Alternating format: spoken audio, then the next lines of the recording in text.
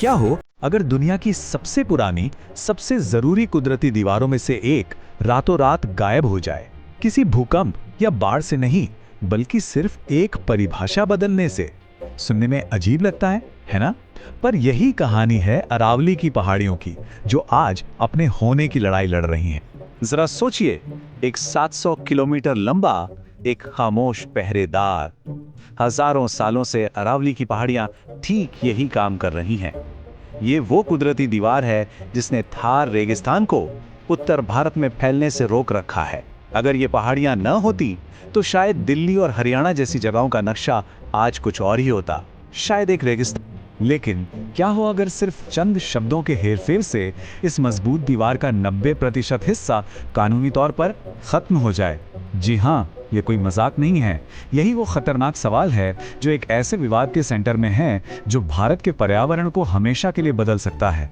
तो सवाल ये है कि आखिर कागज पर एक पूरे पहाड़ को गायब कैसे किया जा सकता है? इसका जवाब छिपा है एक छोटे से लेकिन बहुत ही विवादित नंबर में, 100 मीटर। चलिए इस पूरे कानूनी दांव पेच को ठीक से समझते हैं। तो नया नियम सुनने में तो काफी सीधा साधा लगता है। अगर किसी पहाड़ी को अरावली का हिस्सा मानना है तो उसकी ऊंचाई कम से कम 100 मीटर होनी चाहिए। आसान है ना? पर यहीं पर असली खेल छिपा है। सवाल ये नहीं है कि ऊंचाई कितनी है, सवाल ये है कि उसे नापा कहां से जा रहा है। अब इसे देखिए, पूरी दुनिया में किसी भी पहाड़ की ऊंचाई एक ही स्टैंडर्ड से नापी जाती है, समुद्र तल यानी मीन सी लेवल से। लेकिन जो नया प्रस्ताव है वो कहता है कि अरावली को उसके आसपास की जमीन से नापा जाए। प्रॉब्लम यह है कि वो जमीन खुद ही समुद्र तल से सैकड़ों मीटर ऊपर है। इसका नतीजा एक ऐसी अजीब सिचुएशन बनती है जहां एक अच्छी खासी ऊंची पहाड़ी भी इस नए नियम के हिसाब से पहाड़ी ही नहीं कहलाएगी। और इस एक बदलाव का नतीजा चौंकाने वाला है। हम बात कर रहे हैं कि पूरी अरावली रेंज का 90% हिस्सा, जी हाँ 90%, अपनी कानूनी सुरक्षा खो सकता है। मतलब कानून की नजर में उनका होना या ना होना एक बराबर हो जाएगा। फॉरेस्ट सर्वे ऑफ इंडिया के आंकड़ों के हिसाब से जरा राजस्थान के हालात देखिए। नए नियम के तहत सिर्फ 8.7% पहाड़ियों को ही कानूनी सुरक्षा मिलेगी। बाकी की 91.3%, मतलब कि लगभग सारी की सारी, एक तरह से असुरक्षित हो जाएंगी। अच्छा, इन कानूनी बातों से हटकर इसका असली दुनिया पर, हम सब पर क्या असर पड़ेगा? आखिर अरावली को बचाना इतना जरूरी है क्यों? सोर्स के मुताबिक 3 बड़े खतरे हैं। पहला, थार रेगिस्तान दिल्ली, हरियाणा और यूपी तक फैल सकता है।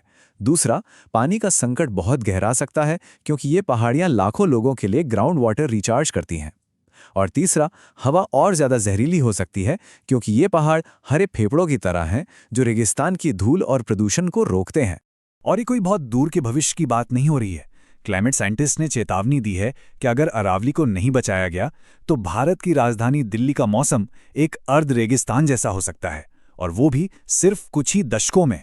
असल में ये बर्बादी कोई आने वाला खतरा नहीं है, ये तो पहले से ही हो रहा है। जरा इस आंकड़े को देखिए।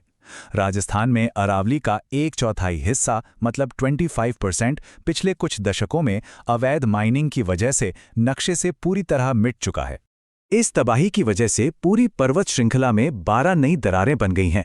ये दरारें अब रेगिस्तानी हवाओं और रेत के लिए एक हाईवे की तरह काम कर रही हैं, जिससे वो सीधे उपजाऊ मैदानों तक पहुंच रही हैं।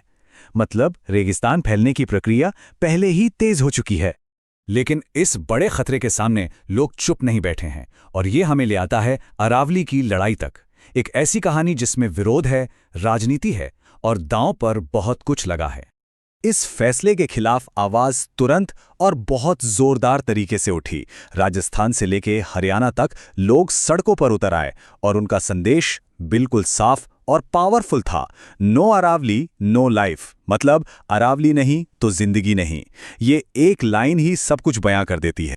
तो सवाल उठता है कि इन पहाड़ियों के कानूनी तौर पर गायब होने से फायदा किसका होगा? सोर्स के मुताबिक 2 मुख्य ग्रुप्स हैं। एक तो रियल एस्टेट कंपनियां, जिनकी नज़र दिल्ली एनसीआर की महंगी ज़मीन पर है, और दूसरी हैं माइनिंग कंपनियां, जिन्हें कंस्ट्रक्शन के लिए मटेरियल चाहिए। सोर्स का यह भी आरोप है कि इन इंडस्ट्रीज के हित राजनीति से भी जुड़े हुए हैं। घटनाक्रम बहुत ही तेजी से आगे बढ़ा। देखिए, मई 2024 में सुप्रीम कोर्ट ने एक साफ परिभाषा मांगी। फिर 2025 के आखिर में 20 नवंबर को सरकार ने वो 100 मीटर वाला नियम पेश किया, जिसे कोर्ट ने मान भी लिया। इसके फौरन बाद जबरदस्त विरोध प्रदर्शन शुरू हो गए। दबाव इतना बढ़ा कि 29 दिसंबर आते आते उसी अदालत को अपने ही फैसले पर एक टेम्परेरी रोक लगानी पड़ी। इस पूरे हंगामे के बीच 24 दिसंबर को सरकार ने एक प्रेस रिलीज जारी की। इसमें कहा गया कि नई माइनिंग पर बैन लगाया जा रहा है। इसे एक जीत की तरह पेश किया गया। हालांकि सोर्स का कहना है कि यह सिर्फ एक दिखावा था, क्योंकि इसने उस विवादित परिभाषा को तो बदला ही नहीं जो कि असल जड़ थी।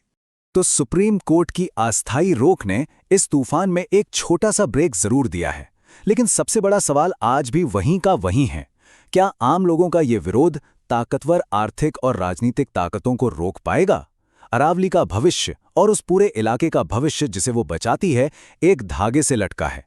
और ये हमें एक आखिरी सवाल पर छोड़ जाता है, हम विकास के लिए क्या कीमत चुकाने को तैयार हैं?